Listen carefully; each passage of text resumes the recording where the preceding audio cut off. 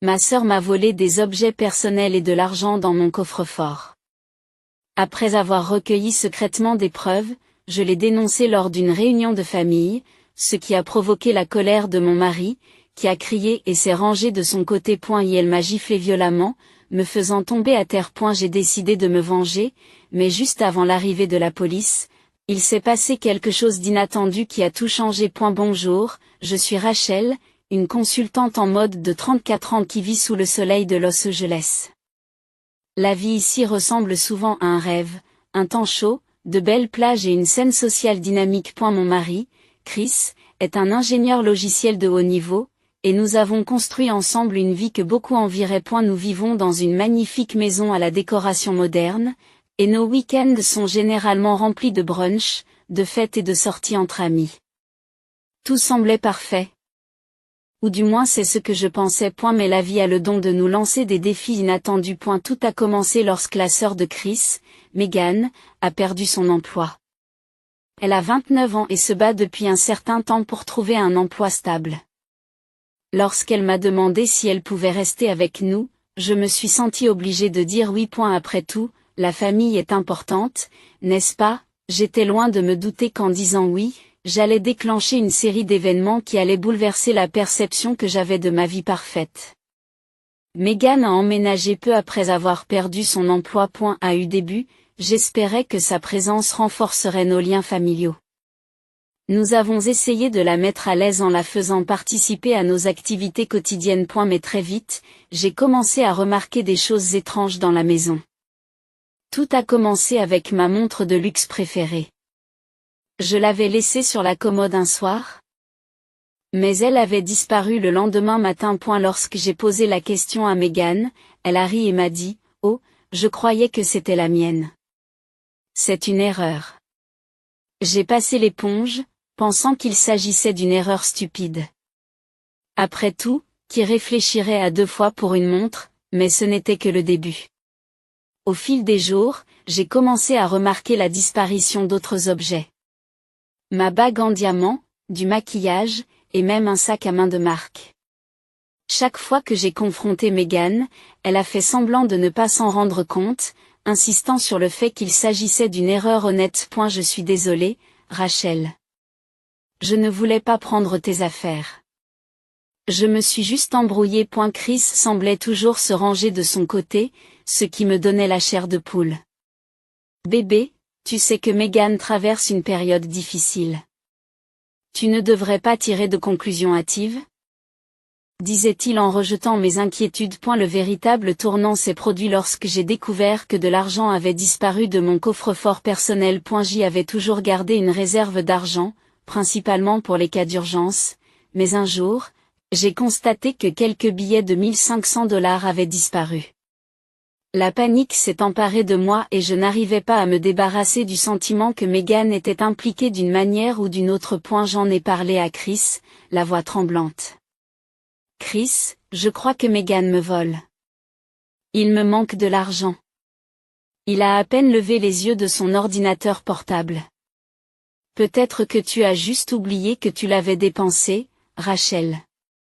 Tu sais ce que c'est. Parfois, on ne compte pas, répondit-il avec désinvolture. J'ai senti mon cœur sombrer. Mon propre mari ne me croyait pas. J'avais l'impression de perdre pied avec la réalité.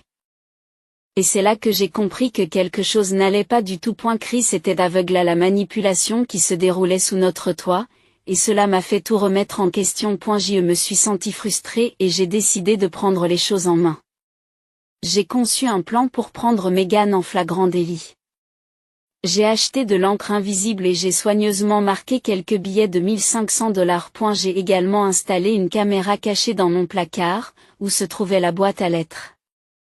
Je savais que c'était un risque, mais je devais connaître la vérité. Les jours se sont transformés en semaines et j'étais à bout de nerfs.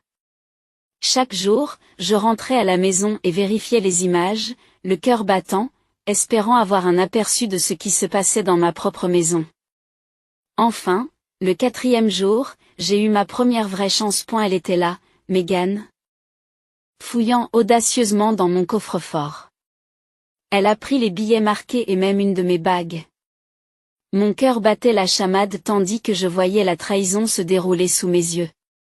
Je t'ai eu point, me suis-je murmuré, la détermination inondant mes veines. Point armée de cette preuve, je ressentais un mélange de colère et de soulagement. Il était temps d'affronter Megan. Je l'ai trouvée dans le salon, en train de parcourir son téléphone. Megan, il faut qu'on parle. Je lui ai dit, en essayant de garder une voix stable. Qu'est-ce qu'il y a? Elle a répondu d'un ton désintéressé, sans lever les yeux. Je sais que tu as pris de l'argent dans mon casier. Dis-je, le cœur battant. J'en ai la preuve. Ses yeux se sont rétrécis, l'espace d'une seconde, j'ai vu le masque tomber. Qu'est-ce que tu veux dire? C'est de la folie. Je ne ferai jamais ça. Je respire profondément, mes mains tremblent légèrement. J'ai tout filmé. Tu peux soit dire la vérité, soit faire les choses à la dure. Sa bravade a faibli un instant, puis elle a forcé un rire. Tu crois que j'ai peur de certaines images? Bonne chance pour convaincre Chris. Elle ne te croira jamais plutôt que sa sœur. Ces mots m'ont frappé comme une gifle. J'ai ressenti un profond sentiment de trahison, non seulement de sa part, mais aussi de la part de Chris. Je n'arrivais pas à croire à quel point la situation était devenue tordue. Je ne me battais pas seulement pour mes affaires, mais aussi pour ma dignité et ma santé mentale. La tension dans l'air s'est intensifiée lorsque j'ai réalisé que ma confrontation avec Megan n'était que le début. Les lignes de combat étaient tracées et j'étais prête à révéler la vérité. Mais j'étais loin de me douter que cela mènerait à une confrontation qui changerait tout. Alors que je me couchais ce soir-là, un mélange d'émotions tourbillonnait en moi, de la colère, de la frustration et une nouvelle détermination. Je devais agir avant qu'il ne soit trop tard. La réunion de famille suivante approchait à grands pas et j'ai décidé à ce moment-là de tout révéler. Mais ce faisant, je ne pouvais m'empêcher de me demander quelles seraient les conséquences. Chris finirait-il par me croire? Ou bien cela mènerait-il à une trahison encore plus grande? Seul l'avenir nous le dira. Le jour de la réunion de famille arriva et j'eus l'estomac noué. C'était censé être une occasion joyeuse, une chance de célébrer la récente promotion de Chris au travail. Mais je ne pensais qu'à la confrontation qui m'attendait. La famille de Chris serait là, et je savais que c'était l'occasion d'exposer enfin Megan. J'ai eu du mal à dormir la nuit précédente, répétant dans ma tête ce que j'allais dire. Me croirait-il? Chris se tiendrait-il enfin à mes côtés? En m'habillant ce matin-là, j'ai choisi une robe bleu marine qui épousait parfaitement mes courbes. Je me sentais confiante, comme si je pouvais faire face à tout ce qui m'attendait. Chris est entré dans la chambre en souriant. Tu es magnifique, Rash, dit-il en déposant un baiser sur mon front. Ces mots auraient dû me réconforter, mais au lieu de cela, il me donnait l'impression d'être un masque qui cachait la tension entre nous. Merci, Chris. J'espère juste que tout se passera bien aujourd'hui, répondis-je en forçant un sourire. Bien sûr, tout le monde est impatient de te voir, dit-il, inconscient de la tempête qui se préparait dans mon esprit. Lorsque nous sommes arrivés chez ses parents, l'ambiance était animée. Karen, la mère de Chris, s'affairait dans la cuisine et une odeur de viande grillée flottait dans l'air.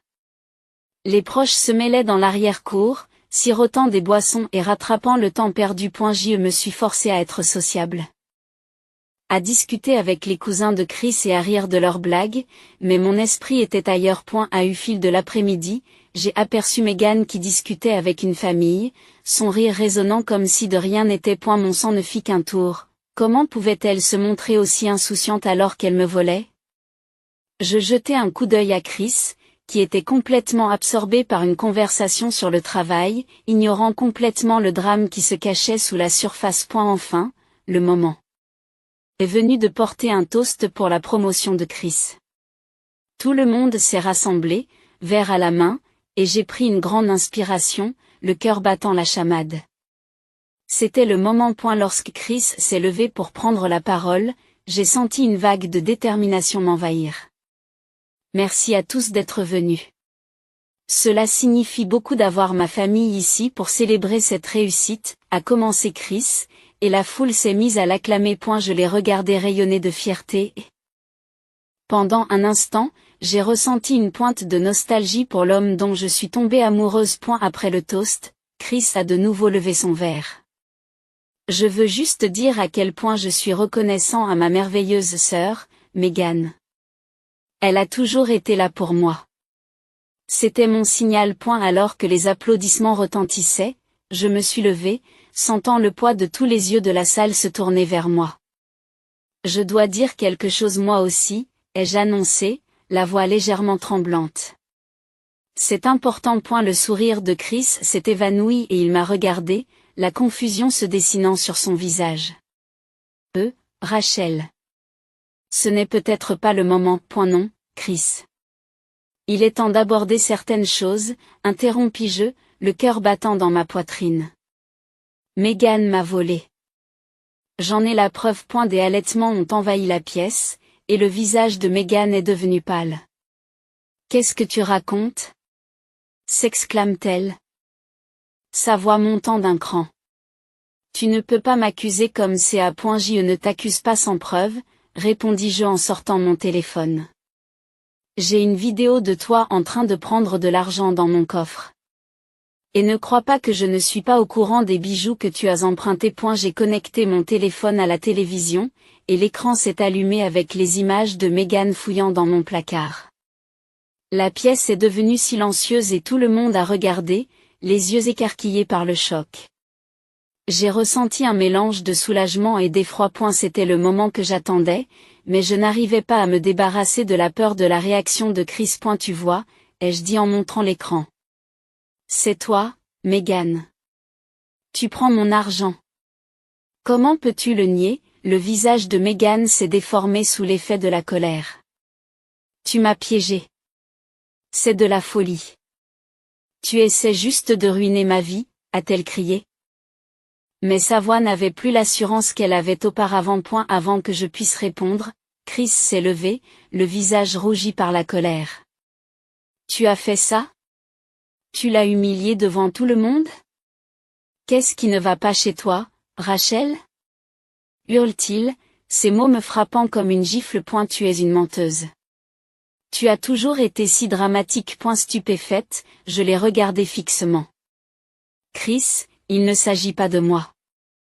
Il s'agit de la vérité. Elle nous a volés. Mais il n'écoutait pas. Tu as monté ma famille contre moi. Comment as-tu pu faire ça? Il a continué, sa voix s'élevant. Puis, dans un élan choquant, il m'a giflé violemment au visage. Et la pièce est devenue complètement silencieuse et j'ai senti un mélange de choc et d'incrédulité m'envahir. Je n'avais jamais imaginé que Chris ferait une chose pareille. Les halètements des membres de la famille résonnaient à mes oreilles, mais je ne voyais plus que Chris et son expression furieuse. Sors de chez moi, Rachel. Je veux divorcer, dit-il. D'une voix froide et ferme. Ces mots m'ont frappé comme un éclair.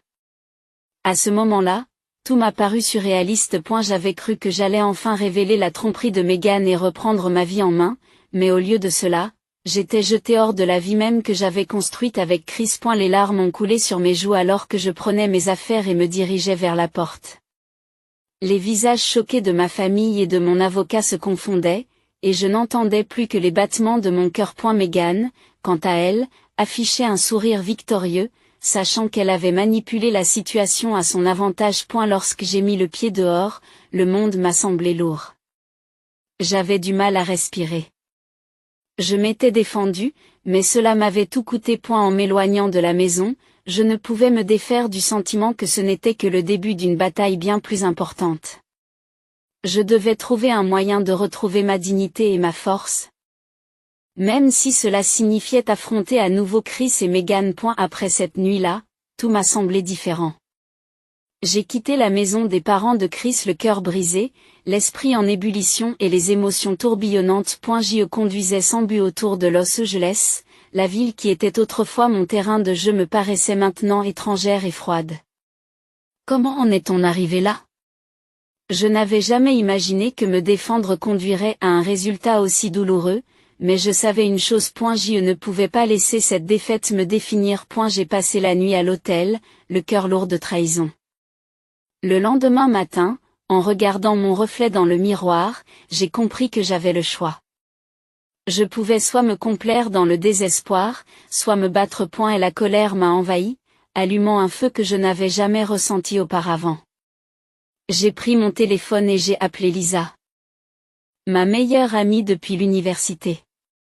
Elle avait toujours su me remonter le moral et j'avais plus que jamais besoin d'elle. Rachel, Dieu merci, tu as appelé. Je m'inquiétais tellement pour toi. Dit Lisa, sa voix est un baume apaisant pour mes nerfs à vif. Je suis dans un état lamentable, Lisa. Chris m'a giflé et m'a dit qu'il voulait divorcer. Je ne sais même pas par où commencer. J'avoue, la voix tremblante. Tu es plus forte que tu ne le penses. Tu dois prendre le contrôle de cette situation. As-tu pensé à prendre un avocat? Me suggère d'acheter d'HL. Je sais que je devrais le faire, mais j'ai peur. Je l'admets. Et si je perdais tout? Rachel, il s'agit de votre dignité et de votre sécurité. Tu dois te protéger. Je vais t'aider à trouver quelqu'un. Lisa m'a rassuré. Grâce à ses encouragements, j'ai trouvé une avocate spécialisée dans les affaires de divorce, Karen, qui s'occupait des cas de violence psychologique et physique. Lorsque je suis entrée dans son bureau, j'ai senti que j'avais un but à atteindre. Je veux déposer une demande de divorce. Lui ai-je dit, d'une voix ferme. Karen m'a écouté attentivement, prenant des notes au fur et à mesure que je racontais les événements qui m'avaient conduite à ce stade. Il est important de tout documenter, Rachel. Nous devons établir un modèle de comportement de sa part, dit-elle, d'un ton à la fois professionnel et compatissant. Je veux aussi porter plainte pour la gifle. Je ne peux pas le laisser s'en tirer comme ça. J'ai déclaré qu'elle se sentait investie d'un pouvoir. Tout à fait. Nous pouvons travailler sur ce point également. Il est essentiel de le tenir pour responsable de ses actes. Répondit Karen, et je sentis une vague de soulagement m'envahir. Je prenais enfin le contrôle de ma vie. Au fil des semaines, je me suis plongée dans le travail et la procédure judiciaire. J'étais déterminée à progresser dans ma carrière de conseillère en mode, en canalisant mon énergie dans des projets qui m'inspiraient. Les longues heures de travail ont porté leurs fruits. Mon patron a remarqué mon dévouement et m'a bientôt promu à un poste de direction. Le sentiment d'accomplissement a alimenté ma détermination à aller de l'avant. Pendant ce temps, les choses n'allaient pas bien pour Chris et Meghan. La nouvelle du vol de Meghan a commencé à se répandre dans leur famille, et j'ai appris par Lisa qu'elle avait été surprise en train de détourner de l'argent de son nouveau travail. Elle doit répondre de graves accusations, Rachel. Lisa me l'a dit un jour en prenant un café. Les gens en parlent, et Chris ne va pas bien non plus. Cette nouvelle a été douce amère. Je ne pouvais m'empêcher d'éprouver un sentiment de satisfaction en sachant que Meghan allait devoir faire face à des conséquences, mais je m'inquiétais aussi pour Chris. Malgré tout, je me souciais encore de lui. Je savais qu'il avait été manipulé par sa sœur. Mais je reconnaissais aussi que je ne pouvais plus être celle qui allait arranger les choses pour lui. Un soir, alors que je m'installais dans mon nouvel appartement, mon téléphone a sonné. C'était un message de Chris. On peut se parler? J'ai fait une énorme erreur. Mon cœur s'est emballé à l'idée qu'il me tende la main, mais j'ai aussi senti un mur de défense se dresser en moi. Rachel, ne fais pas ça. Lisa m'a mise en garde quand je lui ai dit. Tu es allé si loin. Ne le laisse pas te ramener en arrière. Tu as raison. Je dois penser à mon propre bien-être. Je me le suis rappelé, mais une partie de moi hésitait encore. Quelques jours plus tard, on a frappé à ma porte à l'improviste. Lorsque je l'ai ouverte, Chris était là, l'air ébouriffé et brisé. Rachel, il faut que je t'explique, commença-t-il, la voix tremblante. Je ne veux pas l'entendre, Chris. Tu as fait ton choix. J'ai dit fermement. Sentant un sentiment de clarté m'envahir. Je sais que j'ai fait une erreur. J'aurais dû te croire. J'aurais dû te soutenir, a-t-il plaidé. Je secouai la tête. Tu ne l'as pas fait.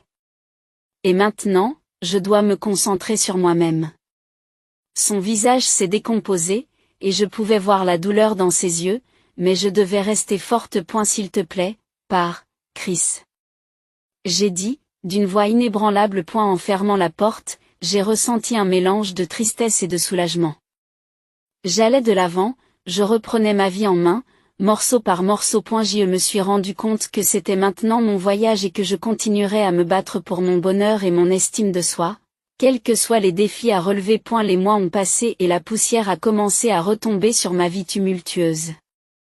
Je me suis attachée à me reconstruire, tant sur le plan personnel que professionnel. Et la procédure de divorce était en cours, et chaque jour, je me sentais plus forte. Car je prenais des mesures pour créer un avenir qui m'appartiendrait vraiment.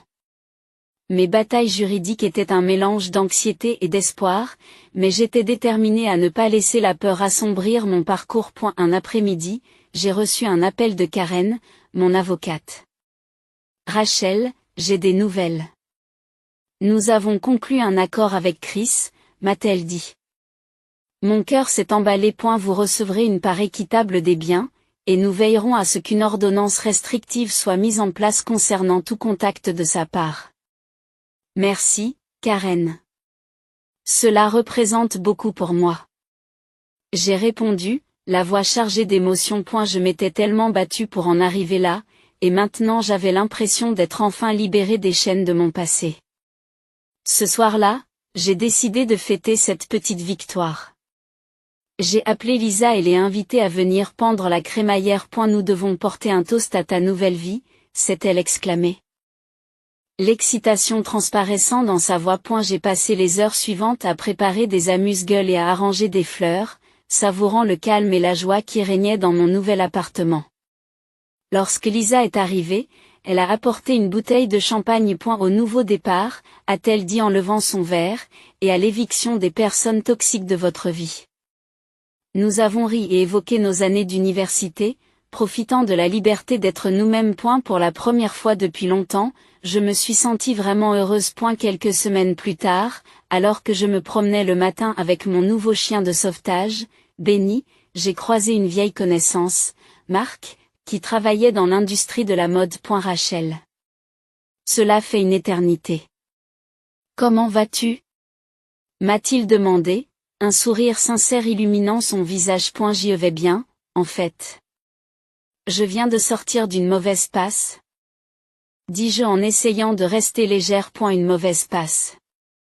J'ai appris pour Chris et Meghan. Tu as fait preuve d'une force incroyable, Rachel, dit-il, les yeux remplis d'admiration. Merci, Marc.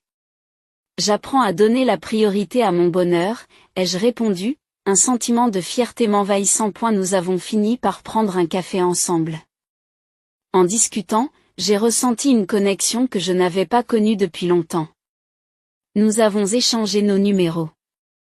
Et pour la première fois, je me suis ouverte à la possibilité de nouvelles relations. Un soir, j'ai reçu un message inattendu de Chris. Je voulais juste te dire que j'étais désolée. Je réalise maintenant à quel point je t'ai blessé.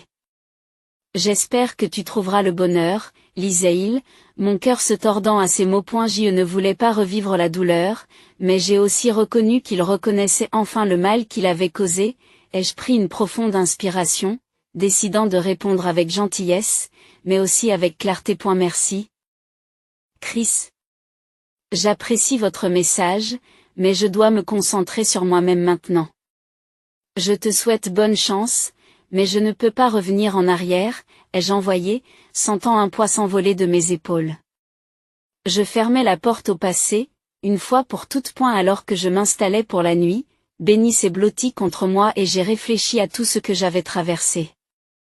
Je me suis rendu compte que ce voyage n'était pas seulement une question de survie, mais aussi de transformation. J'avais appris l'importance du respect de soi et le pouvoir de se défendre, même lorsque j'avais l'impression que le monde était contre moi. Chaque jour qui passait, je me sentais plus forte, plus capable et prête à affronter tout ce que la vie me réservait. J'avais été trahie, mais j'avais aussi trouvé la résilience. En me réappropriant ma vie, j'ai découvert que, parfois, tout perdre est la première étape pour se retrouver soi-même et construire un avenir plus lumineux et plus autonome. En m'endormant cette nuit-là, j'ai ressenti un profond sentiment de paix. Le chemin à parcourir était inconnu, mais j'étais prête à l'affronter, une étape à la fois.